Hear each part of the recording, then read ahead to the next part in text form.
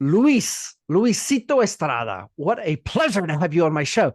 It's not so often I get to talk with an American about paddle tennis, not platform tennis, not padel, no, paddle. Estamos hablando de paddle. So, Luis, in your own words, who is Luis Estrada? So I'm now a professional paddle player here in the US, but as many people listening and starting to play right now, I was a tennis player too. So I'm a normal guy. I used to be a really good doubles tennis player. I still love tennis, even though I don't play anymore. And I was born in Venezuela, and now I'm living here in the States since 2015. And you're in the sunny state of Florida, which probably means you get to play a lot of good outdoor in the sun paddle. Oh yeah, right now the weather is amazing here. I think we have the nicest weather for sure. Avoiding San Diego, taking San Diego out of the picture, I think we have the nicest weather in the States. Yeah, you do. You're spoiled for that. So, Luis, your route to paddle. Obviously, you're a tennis player. It's interesting is that you're a doubles specialist, if you will. Getting into paddle, tell us about the moment paddle arrived in your life. So I would say it was back in 2021 when they put the first courts at the USTA at the national campus. And I think I tried one afternoon. So they put the courts. There was this crazy guy that has been here in Orlando for like 5, 6 years trying to put courts and pushing the sport. And that I would see him playing paddle in the tennis court, hitting bandejas in the tennis court. And I got introduced to Marcos del Pilar. And Marcos del Pilar from the beginning, when he saw me playing, he said like, you could be really good. It's a really good opportunity. And I got hooked like from the minute that I played, the first minute. Let's say I play on a Monday, and on Friday I was getting certified to be a coach. Like I was hooked. I wanted to grow the sport. I wanted to help. I wanted to get involved. And is there anything in particular that made that hook happen? Was it the interest of a bandeja? Was it the walls? What is it that hooked you? I would say I always keep sometimes fitness in Venezuela when I was training. I would go play mini tennis and play colito. A short a mini tennis game. And I would say I thought I was playing the same thing. Short court, a lot of hands, volleys, overheads. I said this is perfect for me. I don't have to be running around grinding. This is my game. I wish I would have found this sooner. So you play left, and how tall are you? No, I'm not at all. I'm actually 5'8", 5'9". I haven't measured myself since I was, I don't know, like 17, 18. But yeah. Well, you're still growing, Luis. You're still young. Nah, I'm not that young. I'm 25.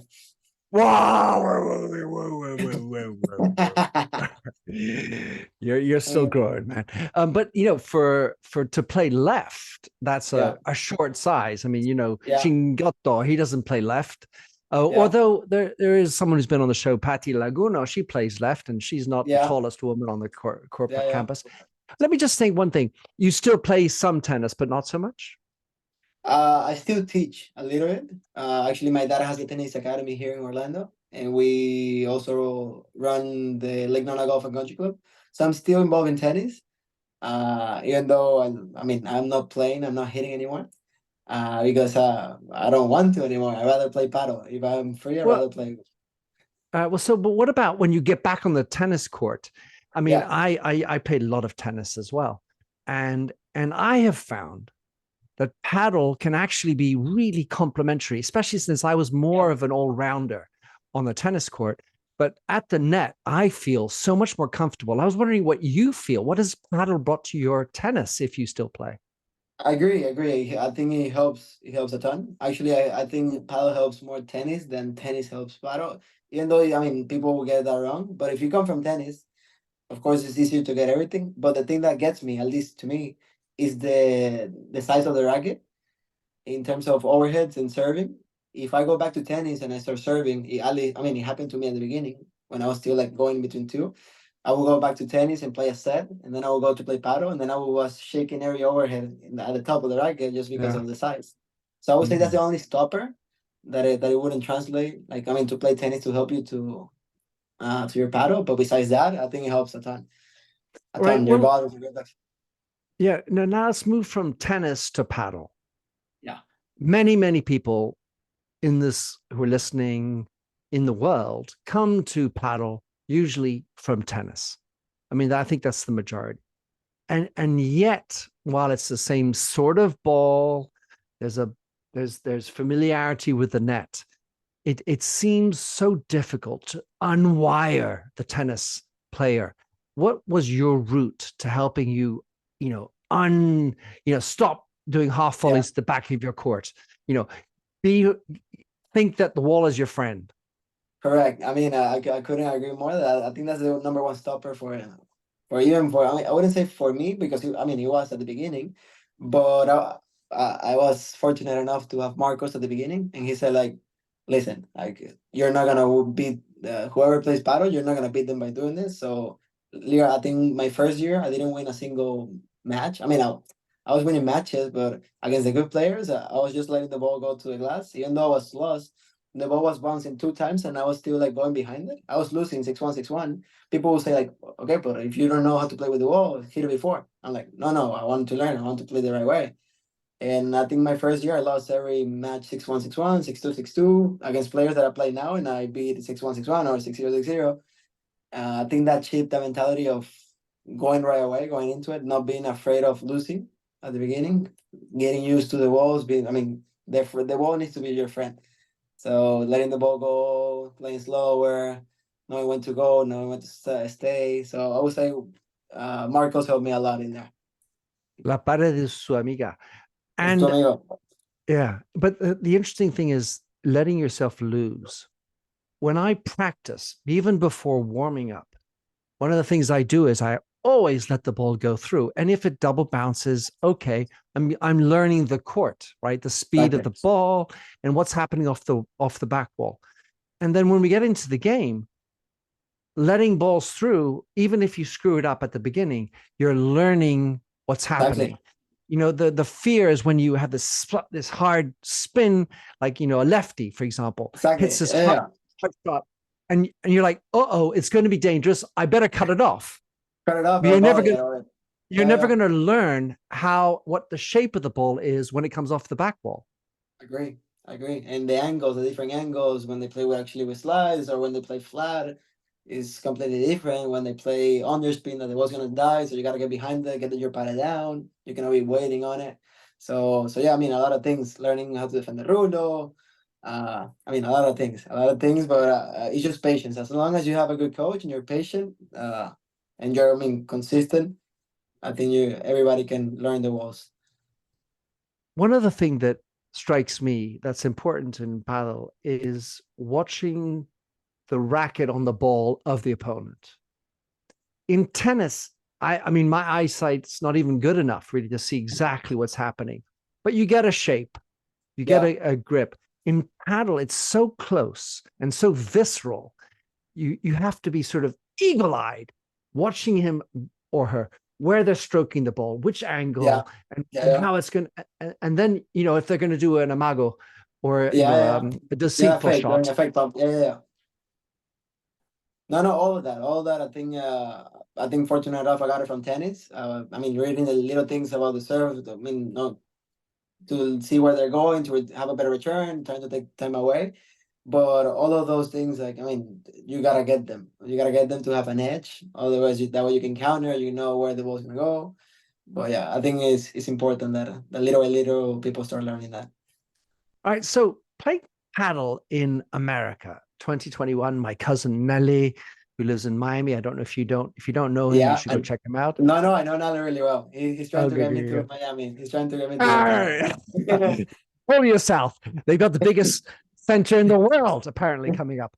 Um, but the challenge must be finding the coaching and getting the good tournament work in, because it's one thing to be, I mean, America is a big country, the number one in Yeah, America, but really at the end of the day, if we look at it in the universe of paddle, it's a small puddle yeah, yeah. compared to the Agree. big lake that is Spain and Argentina and even, Sweden and the, the countries where you have thousands of courts. So Yeah. how do you, Luis, Yeah. figure out how to get better, work better? If you're the number one in America, what are you doing? How do you work it? So yeah, so basically my partner and I, Nico and I, uh this preseason we did it in Madrid. We were in Madrid for a month. We were with Seban Nerone every morning for a month. We got to train with all the top players. We got to train with Coelho, we got to train with Paquito, with Sancho, with Garrido, with Yanguas. I Who, mean, by the way, just beat just a big Juan Alan. and Yeah, Ale. La la la yeah. la la la I la mean, la. Ale, I ale. mean, it was basically a 3v1. It was Galan against LeBron, Yanguas, and Garrido because LeBron was not in it. Yeah, yeah, Yeah. that We were happens. watching a little bit. And I mean, yeah, so we got to train with we can say the best players in the world. I mean, we got to be with Coelho in the court. We trained for an hour and a half. And I mean, the step above the top 30 to the one is different. They play another sport. But then below that, there's a gap where we can compete, we can be there. We got some good wins. We beat a couple top 60, top 50s, and then below that, then no chance. But in order to be at that level, we need to play that level consistently. And we're just, I mean, I'm honest with ourselves. Like, we're not never gonna have it here in the US, at least in the next 5 years. In Mm. order to train at that level, we're not gonna have that many players. So of course we need to go out. We need the help to go out and is starting at I mean in some way because we know we're not gonna have that jump, but I think in the next 10 years, I think the US is gonna start catching up for sure. We're going to get to the PPL in a moment, but what do you think to differentiates the number 30 from the number one? What is it the difference? I mean, so many things. The way they play by memory. The ball is always this close to the net. They're not missing. They're countering every shot they have. If your bandeja is decent, they're gonna if it's not perfect and if it's not good enough, giving not enough rebound, uh, it's another thing. Like they're playing a different game. They're playing a different game where they can do whatever they want with you. So Isn't that funny when you're playing? I'm imagining that for the vast majority of your experience, when you're coaching or playing with other players, someone like me, you see the ball 4 minutes before I've hit it. You have a yeah, cup of tea, you're drinking it, yeah, and then you stroke the ball back and you come back. It's completely the reverse when it you're is playing with reverse. a Yeah, yeah. Cuello. Correct. I mean, and not only that, like that's one thing we were surprised. Mostly Garrido, Yanguas, and Coelho, the speed that they play when they're defending, it's not like they're saying like, "Oh, guys, you gotta play slow, whatever." No, it's the complete opposite. They were playing so fast that basically your volleys you cannot actually step into them. You're always blocking it. So that's one thing that will surprise us, and we know we need to work on. Basically, we cannot actually take long swings and cut the ball at all. We gotta just block the ball and basically keep our position because they're playing so hard and so I mean, so low to an end, you cannot do anything. And not only that, you would think, oh, they're playing hard. Why don't you let the ball go and then counter? We tried that, and then the ball was not giving rebound, was low. We were getting there, but when we were getting there, they were both at the net, and they were hitting the crap out of it and getting us. I mean, giving us tattoo all over the place. I got 2 tattoos by Coelho, 1 or 2 by Yanguas Garrido. I mean, for everybody, it's crazy. But I mean, we It's had a great experience, and we're looking forward to doing it again. Well, and the other thing is the fantasia. I mean, Yeah. those, no look shots, Ali Galan is kind of just ridiculous. How And I mean, he can hit it, balls. I mean, it's impressive, but also when we play Sancho, I think he was the one that impressed me the most. He could do anything he wanted with the ball. Like, I mean, Paquito, I know what to expect from him, the rulo, the pegada, the chiquitas with the backhand. But Sancho impressed me the most. Like, he had the ball here and he could do 6 different things, and you never know because he was hitting the ball here every single time. He was not hitting Bajas from here. No, he was hitting the ball shoulder height, and he could do anything. Straight down the line, to my chest, middle, to Nico, or the angle, or love down the line, love cross court. He had everything from the same spot. So I couldn't read it. Beautiful. Sancho Gutierrez. So what about what style of a player would you characterize yourself? You're obviously not a tall, big Yeah, algo, but are you hitting por tres? What sort of yeah, a yeah. style of player are you? Yeah, I mean, also I still hit it. Also a little more like Coqui Nieto. Oh, he's good. Yeah, I mean, I'll still hit it. I still hit it, but yeah, I would say the closest one will be like Coqui, working the point, moving the ball, playing a little more smart. Hmm. But yeah, more like He's that. he's a fun player. I've enjoyed meeting him.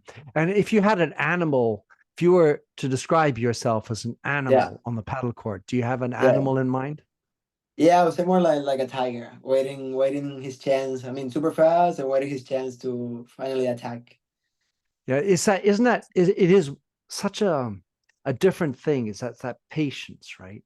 Yeah, To find your waiting. moment to pounce. Yeah, yeah, yeah. I agree. Yeah, yeah. Waiting.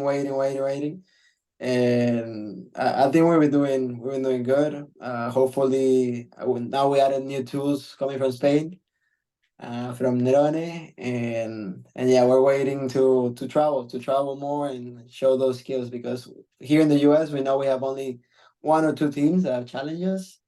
Like besides that, we know we're winning most of the matches. Well, and with Marcos, you've created this professional paddle league, the PPL, Yeah. Pro Paddle League, and I say it's a very exciting format. Tell us about your experience in the first season and what's going on in the second season. I mean, amazing. It was an amazing experience playing for a team, not for yourself. It's like college tennis and something that I didn't have, but I had in Venezuela playing for our city, our country. But I think it's something great because here in the US, people feel identified with their city. So if they know they can root for something more than just a player, they can root for their city. I think it's something perfect here for the American market. And this, I mean, last season was great, was in Tampa, but this season we're gonna be playing in Miami and then in Los Angeles, which is I think is gonna be great. A lot more teams coming, the players. I think I can, yeah. When are we gonna post this? Because I think I can tell you my teammates. It's it'll be coming up in nearly 2 weeks' time. So, Perfect. So I can tell you my teammates. So we're gonna have Tolito Aguirre oh my God, he is as such a magician. as my teammate, and besides that we have Javi Leal. So Nice. Yeah, he's a pounder. He is a yeah, great overhead. He's strong. yeah, He's very tenacious. Well, that's clearly having these injections into your yeah, team and to have to play against in the US market. That not only brings attention to the game, yeah. it's gonna up your level because you can't Correct. just go to that's real stuff. No, that's real stuff. And I mean, Seba Neron is coming back as a coach. Then we have, for the women's, we have Jessica Castelló, Nice, Jesse. which is, Nice. yeah, she's getting better and better. And then we have Elia Maitrey and Carolina Orsi. So we have a good team. Even though we're talking that we are gonna rotate, whatever, we know that the team is gonna be Tolito and Javi. I know I'm gonna play a couple matches, but of course that's gonna be the main team. Hopefully we can get to the PPL Cup that is gonna be in New Nice. York, and then we can fight it off. And something I like, I mean, I also like the Hexagon Cup that they Yeah, just did as well. That was a very exciting format, the mixity of women and men. yeah, It's bringing joy to paddle at a professional level. yeah. No, and it's exciting. It's not just like you're just watching a player and then they're gonna play tomorrow. No, you gotta wait for the to see the team and see what happens. And the fact that it's a league and it's not just a tournament.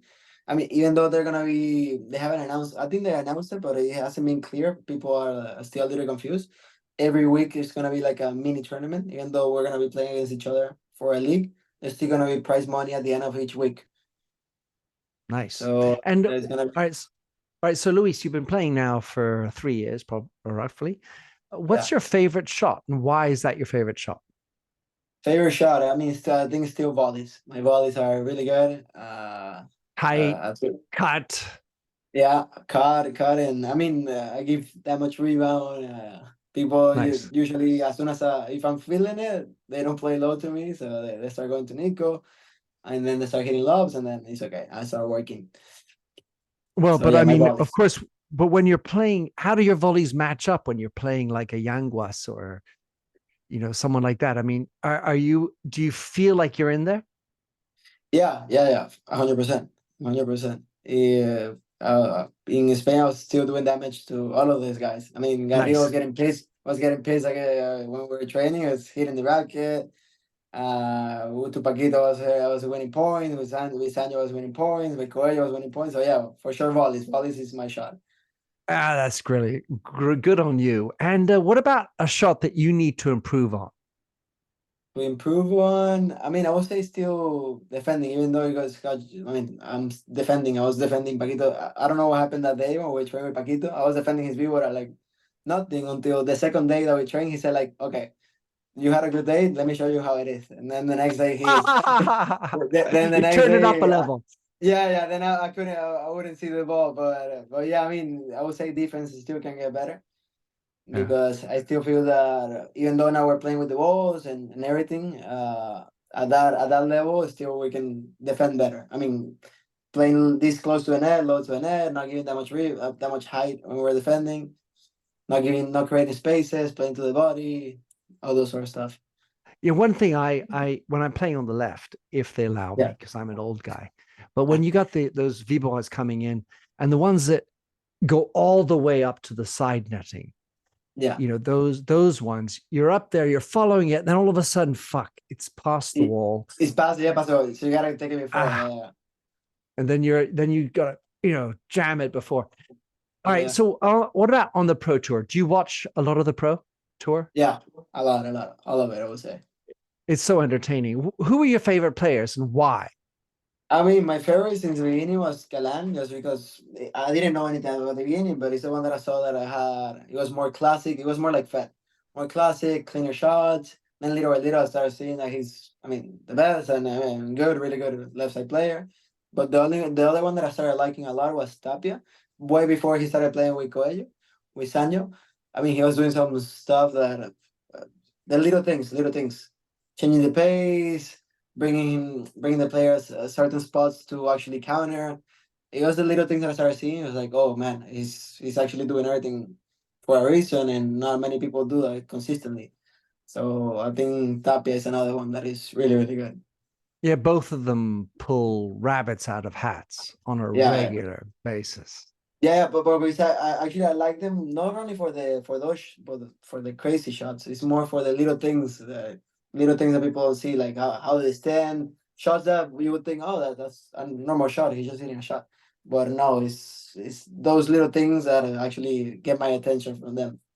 Is there something specific that you could teach us about that little things that they're doing? Because from the naked or the amateur eye, when you look at Yeah. Galan, you're like, oh my God, that's just crazy, and the big shots and the fantasia.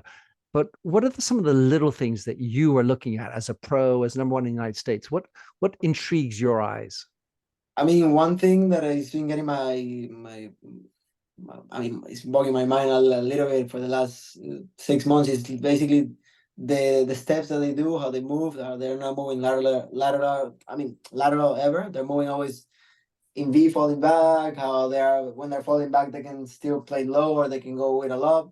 So basically, they're faking you like they're gonna play a lob and then they play, a chiquita and they crash to a net. So basically, by that millisecond that you're leaning back, already the guy at the net they can step back too. So by the time you're playing forward, you're running, you gain that edge. You gain that a little bit of space to hit with more margin and to be able to walk forward. Those little things is the ones that I look for the most because I always have an advantage.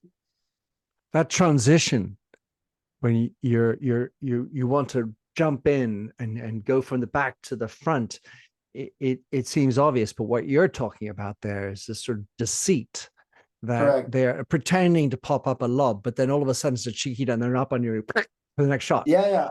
All those little things because right now the game is so fast that if you play normal, if you're playing low all the time, everybody's hitting crazy volleys now. They're not even volleying. I would say they're slapping the volleys.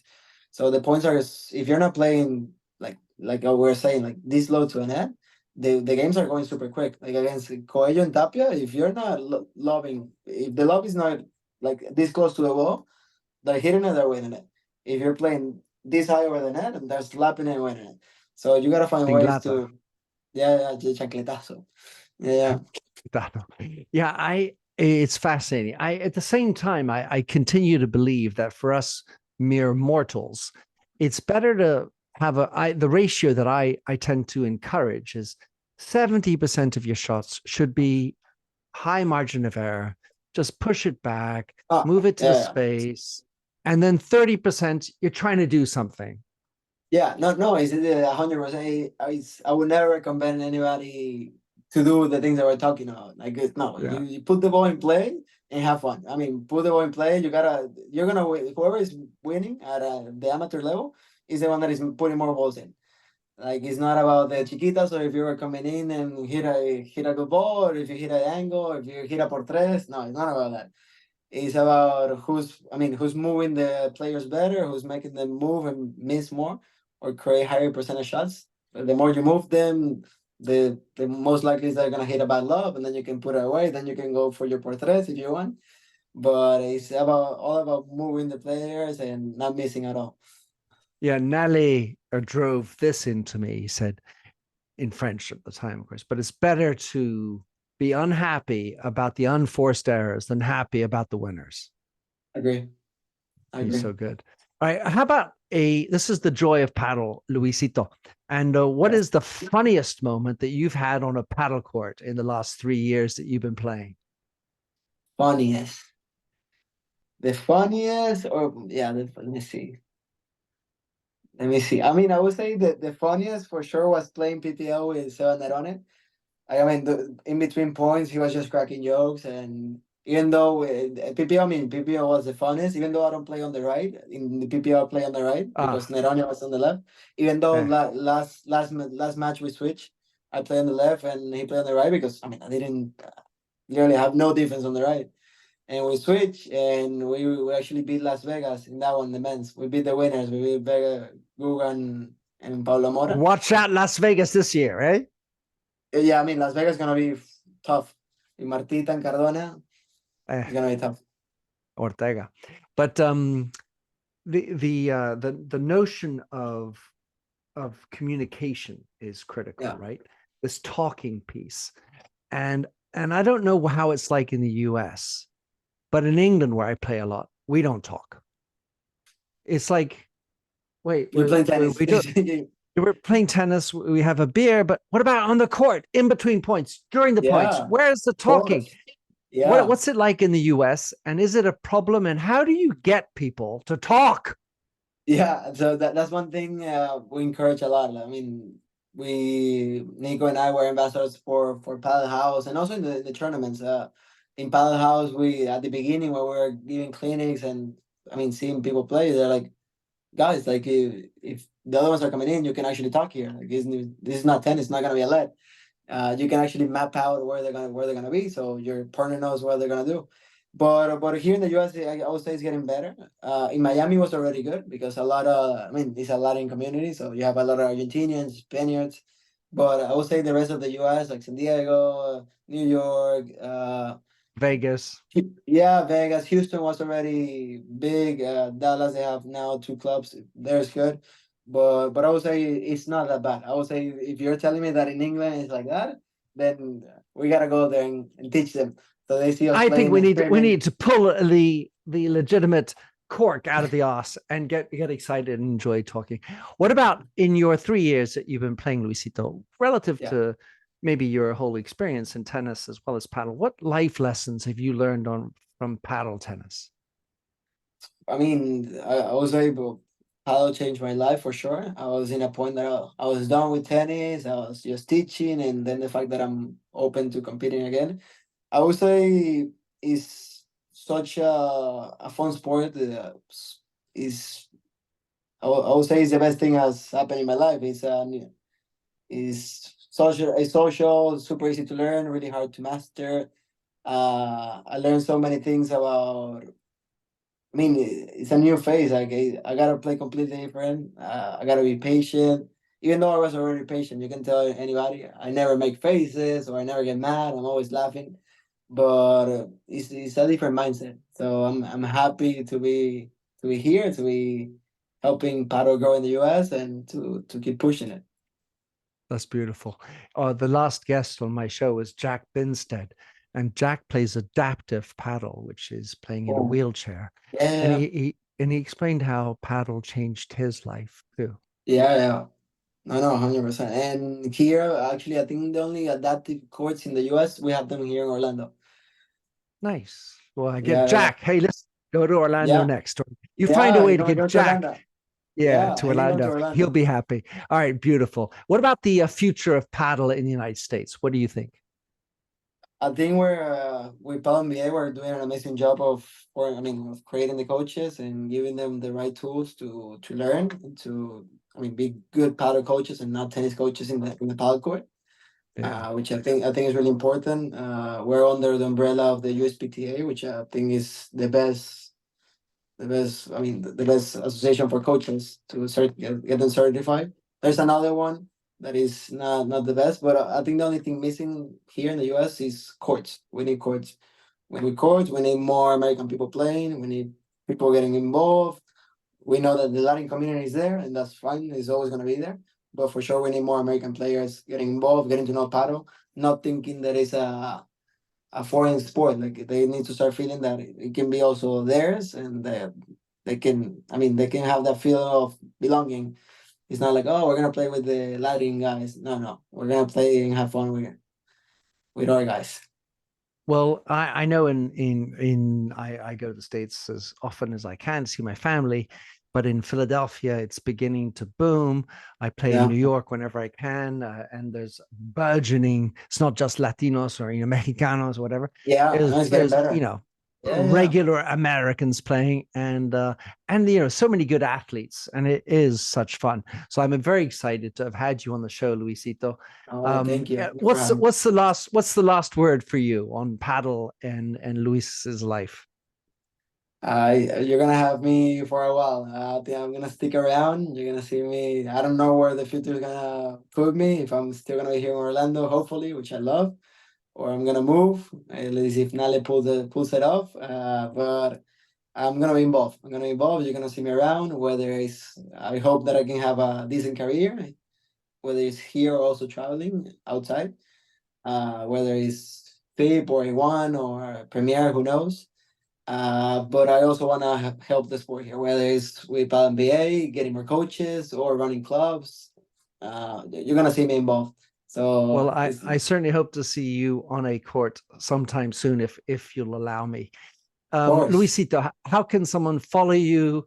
What's the best way to connect with you if you like? Are yeah, you social? yeah, of course. So my Instagram is Luisito Estrada, and you can find me there. If you need anything, you can send me a DM or anything, and I'll sure respond to you. Well, it's been a pleasure. For those of you who aren't on video, you've had a continuous smile. I've enjoyed myself with you, Luisito. It seems that you are enjoying yourself with paddle. Yeah, of It's course. been un placer. El placer es mío. It's a pleasure. Thank you for having me here, and hopefully we can do it soon in a couple of years. I love that. Thank you.